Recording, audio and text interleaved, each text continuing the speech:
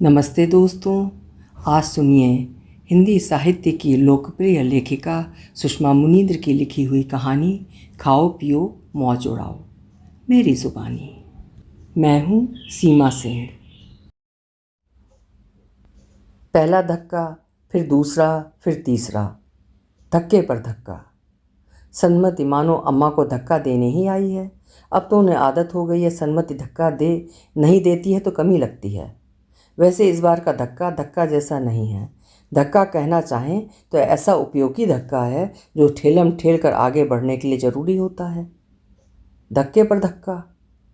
3 पुत्रियों के मध्य इकलौता चिराग पुरोधा अम्मा को अपने इकलौते पर नाज रहा है, जबकि पुरोधा को अम्मा की नाज भावना की फिक्र नहीं होती तो सन्मति से प्रेम करने की नादानी, फिर विवाह करने की जिद न पकड़ लेता। सदा संतप्त दिखने वाला अम्मा का मुख अधिक संतप्त हो गया। अम्मा के मुख का संताप जब जब बढ़ता है, उनके माथे पर कुछ सिलवटें, जिन्हें शक या संदेह कहा जाता है, उभर आती हैं। अम्मा अपने मुख के संताप और माथे की सलवटों के साथ कहने लगीं, सन्मति बहुत आधुनिक है पुरोधा, इसीलिए तो मुझे पसंद है अम्मा। पसंद करने का ये बड़ा अजीब कारण है। कुछ भी अजीब नहीं अम्मा, मैं अपनी पसंद के कपड़े पहनता हूँ, अपनी पसंद का खाता हूँ, अपनी पसंद के विषय चुने, अपनी पसंद के लोगों से मिलता हूँ। शादी अपनी पसंद की क्यों नहीं कर सकता? शादी बार बार का मामला नहीं है, जो कर ली तो ठीक, न जमा तो साल 2 साल बाद में दूसरा घर देखने चल पड़े। इस आधुनिक से शादी करोगे तो साल 2 साल में दूसरा घर जरूर देखना पड़ेगा। सन्मत जैसी बालकटी लड़कियां परिवार में फिट नहीं होती। अरे अब तो वे बहुएं भी ऐठी रहती हैं जिन्हें लोग घरेलू किस्म की समझते हैं। अम्मा, सासों ने या समाज ने बहुओं को लेकर एक अटपटी राय जरूर बना ली है, पर वो सभी बहुओं पर समान रूप से लागू नहीं होती। सन्मति को मैं अच्छी तरह जानता हूँ, बाबूजी जानते हैं। अपने ही अखबार में सहायक संपादक है, उसकी कार्यक्षमता अच्छी है, ऐसा लिखती है कि अखबार में जान डाल देती है। मुझे संपादक नहीं, बहू चाहिए। अम्मा, मैं फ़ायदे की बात कर रहा हूँ। सन्मति इस घर में आ जाए तो अखबार का काम अधिक चुस्ती से करेगी और वेतन भी नहीं लेगी। बाबूजी घर के मामले में अक्सर मौन रहते हुए शोभा पुरुष बने रहते हैं। पुरोधा की बात पर उन्होंने जानदार ठाके के साथ मौन तोड़ा। इसे डबल फायदा कहते हैं। पुरोधा बाबूजी के साथ ताल मिलाकर हंसने लगा। अम्मा का जो चेहरा हुआ जानना पड़ता था, उन्हें हंसी नहीं आई है या हंसना नहीं चाहती। बोली, मैं तुम लोगों को नुकसान से बचाना चाहती हूँ, तुम लोग फ़ायदा देख रहे हो। अम्मा को इस प्रकरण में फ़ायदा नज़र नहीं आ रहा था। सन्मति क्या, उसका पूरा परिवार इतना आधुनिक है कि बिगड़े हुए समाज का उत्पाद लगता है। सन्मति के माता पिता भी इस हस्त मिलाप पर नुकसान देख रहे थे। सन्मति को उसकी माँ ने सामर्थ्य भर समझाया, सन्मति, पुरोधा फिर भी ठीक है, लेकिन उसका परिवार बिल्कुल आधुनिक नहीं है। माँ, मैंने पुरोधा को आधुनिक बना लिया है, उसके परिवार को भी बना लूँगी। पुरोधा के लगाव में बेवकूफ़ बन तुम ऐसा परिवार चुन रही हो जहाँ उसकी बड़ी बहन बच्चों सहित आए दिन मायके का दौरा करती है। शादी के साल भर बाद विधवा हो गई मझली बहन नीली यहीं जमी रहती है। छोटी बहन रोली की जब तक शादी नहीं होती तुम्हारी छाती पर मूंग दलती रहेगी। मेरी मानो तुम परेशान हो जाओगी। सन्मति की सपाट बयानी।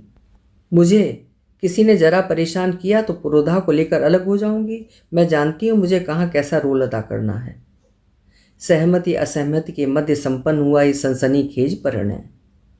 नववधू की धजा देखकर अम्मा को जबरदस्त धक्का लगा।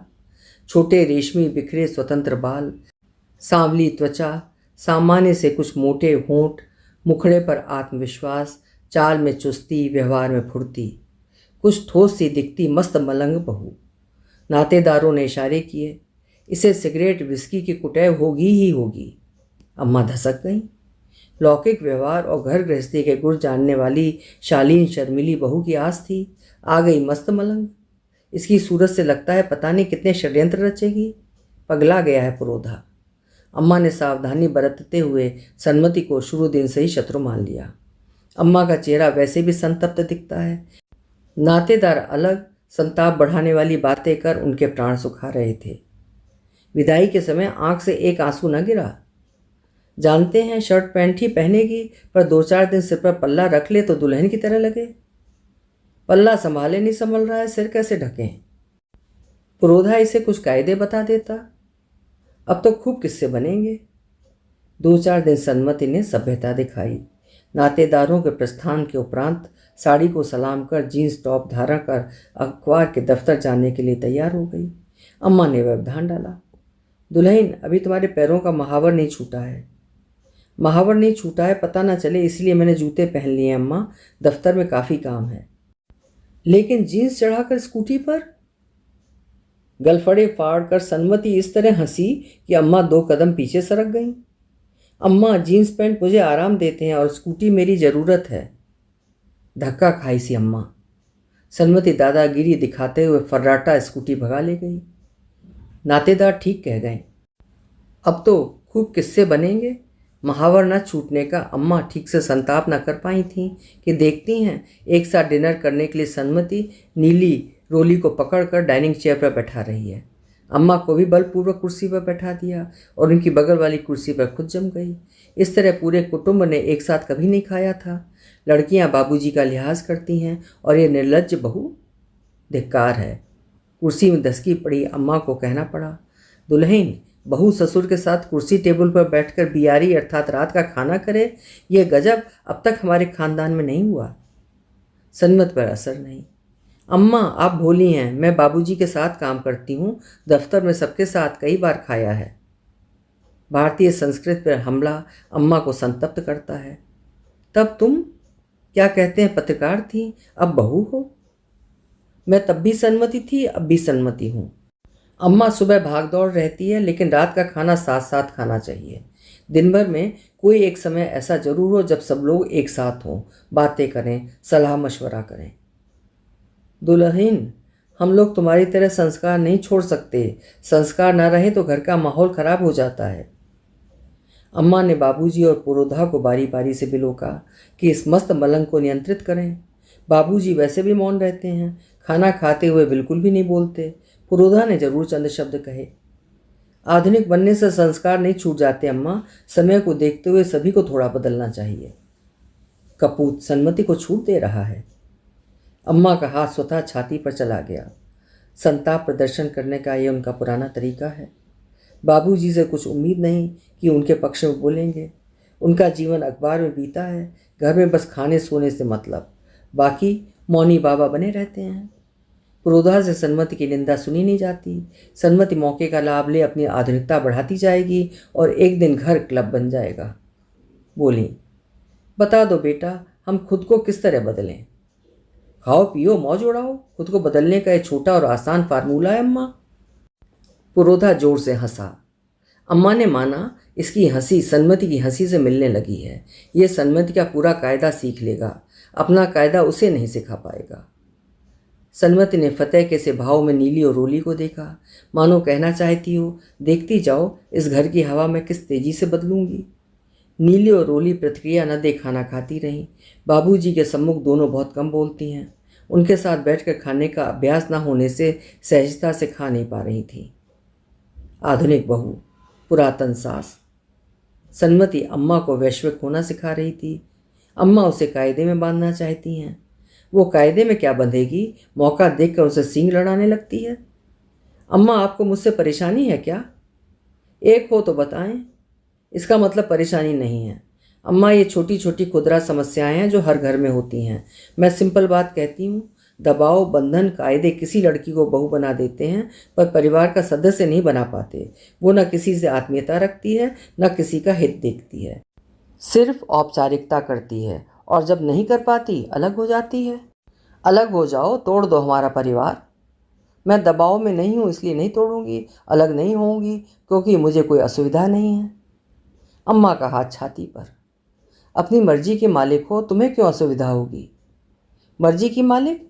अम्मा, मैं ऐसा कुछ नहीं करती जिसे असामाजिक कहा जाए। टाइट कपड़ा पहनकर स्कूटी पर फर्राटा चलती हो। मोहल्ले की औरतें कहती हैं, आपने बहू को ये जो छुट्टा छोड़ रखा है, देखकर हमारी बहुएं बिगड़ जाएंगी। हंसने का मौका था, सन्मति गलफड़े फाड़ कर हंसी। तो मैं इतनी प्रभावशाली हूँ जब बहुएं मुझे फॉलो करना चाहती हैं? हंसते हुए सन्मति नीली से संबोधित हुई। नीली, सच बताना, हमारे सबसे अच्छे दिन ससुराल वालों से तालमेल बैठाने में बीत जाएंगे तो फिर जीवन बचता कितना है? नीली को अच्छे दिनों का अनुभव नहीं है। उसकी आंखें भर आईं। भाभी मैंने तो ससुराल वालों की गुलामी ही जानी। सबसे पहले उठो, सबके बाद खाओ, सबके बाद सो। पति के साथ घूमने चले जाओ तो सबका मुंह तुम्बा जैसा फूल जाए। उनके साथ बैठकर ना खाया न चैन से दो बातें की। साल पूरा होते ना होते वे साथ छोड़ गए। अब तो जीवन भर रोना है, ना बात करने की इच्छा होती है, न कहीं आने जाने की। जब से आप आई हैं घर में थोड़ा हंसी सुनाई दे जाती है। अम्मा का हाथ छाती पर। ये मस्त मलंग गलफड़े फाड़ कर हंसती है, लेकिन नीली कह रही है थोड़ा हंसी। हर कोई सन्मति का पक्ष मजबूत कर रहा है। अम्मा खुद को तसल्ली दें तो किस तरह। सन्मति मानो बाढ़ के पानी की तरह घर में घुस आई है। घर के लोग बहाव में बेलौस बहे जा रहे हैं। पुरोधा तभी बह गया था जब इसके नैना चार हुए होंगे। बाबूजी अखबार वाले ठहरे। कहते हैं पिछले विचारों को तज कर नए विचारों पर सोचना, लिखना और अमल करना मेरा कारोबार है। नीली रोली भी दुल्हन की खाओ पियो मौज उड़ाओ वाली आज़ादी को लेकर क्रेजी हुई जाती हैं। छाती पर हाथ धरे अपनी विपदा लिए अकेली निसहाय अम्मा। अम्मा विपदा में। विपदा बढ़ाने सन्मति के मामा का बेटा प्रभु परोहा आमरा। अम्मा गहरी टीस में। इसे नायब तहसीलदार की ट्रेनिंग के लिए दूसरा शहर नहीं मिला। मानती हैं वो सन्मति के माता पिता के साथ रहता है, पर मौके बेमौके जो यहाँ आ धमकता है ये अच्छी बात नहीं है। वेशभूषा से सन्मति की तरफ फर्राटा, आधुनिक। गलफड़े फाड़ कर हंसने को तो ये लोग अपना गौरव समझते हैं। सन्मति की तरह सांवली रंगत और मोटे होंठ। मोटे होंठों वाला सन्मति का खानदान लगता है मॉडल बनकर ही जन्मा है। सन्मति की आधुनिकता देह से प्राण निकाले लेती है और अब ये रक्त पिपासु। सन्मति के भाई प्रभु परोहा अपनी नादानी में नहीं जानता था कि अम्मा को आधुनिकता से कितना बैर है। उसे अनुमान नहीं था। खुले तौर पर सन्मति के कंधे ठोंक नीली से कड़क चाय की छुट्ट फरमाइश कर, इतिहास में एमए कर रही रोली के नोट्स की खामियां दुरुस्त कर कि पीसीएस में इतिहास मेरा विषय रहा है और अपने प्यारे विषय में की गई गलती मुझसे सहन नहीं होती, कहकर वो अम्मा के देह से प्राण निकाल ले रहा है। गजब देखो, सन्मति ताल मिलाकर प्रभु के साथ हंसती है, नीली चाय बनाती है, रोली विषय समझती है। अम्मा का हाथ छाती पर। घर में हो रहे कांड को लेकर वे बाप पूत को सावधान करना चाहती हैं, पर दोनों अखबार को चमकाने में डूबे हैं। बार बार कहा, तब बाबूजी ने संक्षिप्त सा कुछ कहा। ट्रेनिंग में आया है, पूरी हो जाएगी चला जाएगा, जांच ना बैठा दिया करो। घर में लड़कियां एक किशन कन्हैया बन रहा है। बाबूजी मौज में कह गए, अपनी सोच में सुधार करो, आधुनिक बनो। दुल्हन की आधुनिकता घर चौपट किए डालती है। मैं भी आधुनिक बन जाऊं तो ये घर नहीं क्लब बन जाएगा, अर्थात क्लब बन जाएगा। सन्मति घर चौपट नहीं कर रही है, बल्कि जिम्मेदारी से अपना काम कर रही है। वो पहनावे से ही नहीं, विचारों से आधुनिक है। इसलिए उसका आधुनिक होना दिखावा या नाटक नहीं लगता। मेरा मानना है ऐसी आधुनिक बहू सबके घर में होनी चाहिए। अम्मा समझ ना सकीं सन्मति को हर कोई इतना आदर देने पर क्यों तुला हुआ है। कोई समझता क्यों नहीं। वो मौका देखकर मुस्तैदी से तक तक कर इस तरह तीर चलाती है कि अम्मा की देह से प्राण निकलना शेष, बाकी वे क्षत विक्षत दशा को प्राप्त हैं। आज फिर वही दृश्य। अम्मा का हाथ छाती पर। ठीक सामने मुस्तैद होकर बैठी है सन्मति। मसौदा बताकर उसने अम्मा को सीधे देखा। क्या कहती हैं अम्मा? दुल्हन, तुम हमको बेवकूफ़ समझती हो, हम संस्कार नहीं छोड़ेंगे। संस्कारों की बात हो तो अम्मा सजग चैतन्य हो जाती हैं। अपने हित और ज़रूरत की बात करने से संस्कार नहीं छूट जाता अम्मा। संस्कार वो होता है जो मनुष्य और समाज के हित की रक्षा करे। यदि हम भारतीय संस्कृति की बात करें तो इस संस्कृति में प्रेम, अपहरण, आक्रमण, हिंसा, बहुपत्नी प्रथा क्या नहीं हुआ। और हो सकता है इनके होने के पीछे कुछ ज़रूरी कारण रहे हों। ये घर है, अखबार नहीं। ये बड़ी बड़ी बातें अखबार में लिखना। किसी की ज़िंदगी अखबार से बहुत बड़ी होती है अम्मा। मैं सोचती थी आप खुश होंगी, नाराज़ हो रही हैं। कितनी मुश्किल से तो बाबूजी को समझा पाई हूँ। अम्मा क्या करें इस आधुनिक का। बाबूजी को बरगला चुकी हो, तभी वे फूले नहीं समा रहे हैं कि ऐसी आधुनिक बहू हर घर में होनी चाहिए। बरगलाना कहें तो सन्मति बाबूजी और पुरोधा को बरगला चुकी है कि आप लोग सार्वजनिक चिंता दिखाते हुए अखबार में दबंग करारे संपादकीय खूब लिखते हैं, नई सामाजिक नीति को उचित मानते हैं, तो अब घर में थोड़ा ध्यान दीजिए।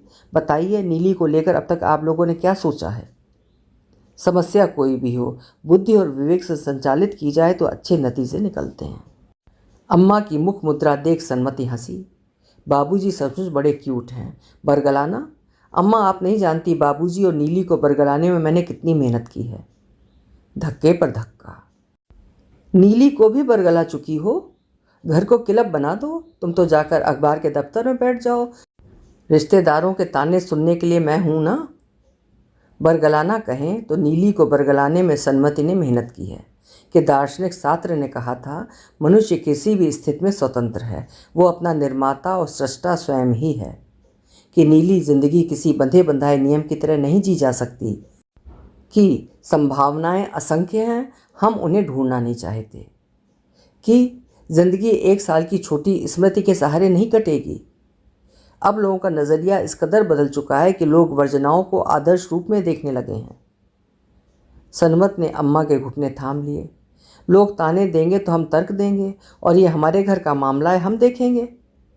अम्मा के चेहरे का संताप बढ़ गया, माथे पर सलवटें। दुल्हन तीरंदाज बन रही है, खाओ पियो मौज उड़ाओ जैसी आज़ादी इस घर पर लादना चाहती है, बेवकूफ़ है। दुल्हन, नीली की चिंता तुम ना करो, हम जिंदा हैं उसकी चिंता करने के लिए। नीली इस घर में अच्छी तरह है। इस घर में क्या अच्छा है अम्मा? नीली को खाने रहने सोने की सुविधा जरूर मिली हुई है, बस जिंदगी का खालीपन खाने रहने सो जाने से नहीं भरता। बाबूजी से इतना ना हुआ कि नीली को अखबार के किसी काम में लगा दें। वो प्रूफ रीडिंग तो कर ही सकती थी, खाली बैठी रही अब तक। हम उसे खाली बैठाकर खिला सकते हैं। जिंदगी का खालीपन खाने रहने सो जाने से नहीं बढ़ता अम्मा, ये अच्छा मौका है। मौका नहीं, अपजस अर्थात अपयश है। हम तुम्हारी तरह आधुनिक नहीं हो सकते। हो चुकी हैं, ज़मीन पर आसन बिछाकर नहीं, डाइनिंग टेबल पर खाती हैं, संध्या पूजन के समय टीवी सीरियल देखती हैं। सुनती हूँ पहले आप चप्पल पहनकर रसोई में किसी को नहीं जाने देती थीं, अब रसोई में ऑमलेट बनता है। बाबूजी और पुरोधा सिगरेट विस्की पीते हैं। मोटर गाड़ी, गैस चूल्हा, लैपटॉप, सूट टाई, हर कोई आधुनिक बन रहा है। ये सब ज़रूरत है नहीं है, ये उपकरण नहीं थे। काम तब भी होता था। सच कहूँ अम्मा तो यही हमारा दिखावा है। हम आधुनिक बनना चाहते हैं लेकिन पुरानेपन की जंग छुड़ाना नहीं चाहते, इसीलिए अपना एक साफ मत नहीं बना पाते। समाज से डरना पड़ता है। मुझे नीली की फिक्र है, आज बता रही हूँ, आप नहीं जानती लेकिन सब जानते हैं। प्रभु मेरे बुलाने पर यहाँ आता था, मैं जानती थी और प्रभु भी समझ गया था। आपको उसका आना पसंद नहीं, फिर भी मैं बुलाती थी कि दोनों एक दूसरे को जान समझ लें। धक्के पर धक्का। हर कोई सन्मति के झांसे में। अम्मा अपना विरोध दर्ज कराएं तो कहाँ?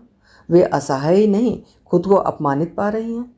रात को बिछावन पर लेटी तो असहायता बेचैनी में बदल गई। कानों में दिन भर जो शब्द बजते हैं, रात को उनकी धमक दिल पर सुनाई देती है। अम्मा के संस्कार प्रबल हैं, सन्मति के शब्द शक्तिशाली हैं, इतने कि संस्कारों की प्रबलता को निर्बल बनाने की क्षमता रखते हैं। सोचना नहीं चाहती लेकिन सोच रही हैं। सामाजिक अथवा वैचारिक कारणों से वे देखना नहीं चाहती, लेकिन संभावना ठीक सामने है। असहायता, अपमान, बेचैनी, शब्दों का संजाल। अम्मा बार बार करवट बदल रही हैं। मौन पड़े बाबूजी कुछ देर उनकी चेष्टाओं का अनुमान लगाते रहे, फिर बोले, नींद नहीं आ रही क्या? सन्मत ने कोई कांड कर दिया? मनमानी करने लगी है। इसके छोटे बाल, मर्दों वाली ड्रेस, स्कूटी का फर्राटा देख पूरा मोहल्ला नाम धरता है। अब नीली का ब्याह प्रभु से कराना चाहती है। मोहल्ले वाले नाम रखते हैं क्योंकि उनके घर में ऐसी गुणी बहू नहीं है। फिर कहता हूँ, सन्मति पहनावे से ही नहीं, विचारों से आधुनिक है, इसलिए उसकी आधुनिकता बनावटी नहीं लगती। अधिकतर लोग आधुनिक होने का दम भरते हैं और जब आधुनिकता दिखाने की बारी आती है तो पीछे हट जाते हैं कि समाज और संस्कार हमें ऐसा नहीं करने देते। हमने सचमुच नीली के लिए सोचना छोड़ दिया था। सन्मति के कारण वो अपना जीवन फिर शुरू करने जा रही है। नीली के साथ जो हुआ हादसा था, हादसे के साथ ज़िंदगी खत्म नहीं हो जाती। साफ दिल से खुश होकर शादी की तैयारी करो। बाबूजी फैसला सुनाकर सो गए। अम्मा को नींद नहीं, शब्दों का संजाल। जागती रहीं, सोचती रहीं, झपकती रहीं, सोचती रहीं। एकाएक पाया उनकी चेतना, कामना नीली प्रभु परोहा परिणय पर केंद्रित हो रही है। एकाएक पाया छोटे बालों वाली सन्मति की बेबाकी वैसी नहीं अखर रही है जैसी अखरती थी। अचरज, इसकी बातें ग्राह्य नहीं हो रही हैं लेकिन बुरी नहीं लग रही हैं। पूरा घर अब सुलक्षणा के लपेटे में है तो वे इसे अपना अनन्य शत्रु मानकर इसका क्या नुकसान कर देंगी? शुरू दिन से इसने इतने धक्के दिए, आज का धक्का तो फिर भी उपयोगी है। ठेलम ठेल कर आगे बढ़ने के लिए लगाया जाने वाला ज़रूरी धक्का। मौके मौके पर ऐसे धक्के लगते रहें तो ज़िंदगी दिलचस्प हो उठे। अम्मा सवेरे उठी तो सन्मति ने देखा और सबने देखा। सदा संतप्त दिखने वाला उनका चेहरा स्वतंत्र, सहज, स्वाभाविक लग रहा है। माथे की सिलवटें, जिन्हें शक या संदेह कहा जाता है, नदारद हैं। दिलचस्प पहलू ये कि वे इस गौरव से मुस्कुराती पाई गईं जैसे उनके प्रयास से यह शुभ कार्य संभव होने जा रहा है। अभी आप सुन रहे थे सुषमा मुनीन्द्र जी की लिखी हुई एक खूबसूरत कहानी खाओ पियो मौज उड़ाओ। उम्मीद है कहानी आपको पसंद आई होगी। पसंद आई है तो कहानी को लाइक ज़रूर करिए और चैनल को सब्सक्राइब भी करिए। कल फिर मिलेंगे। आपका दिन शुभ हो।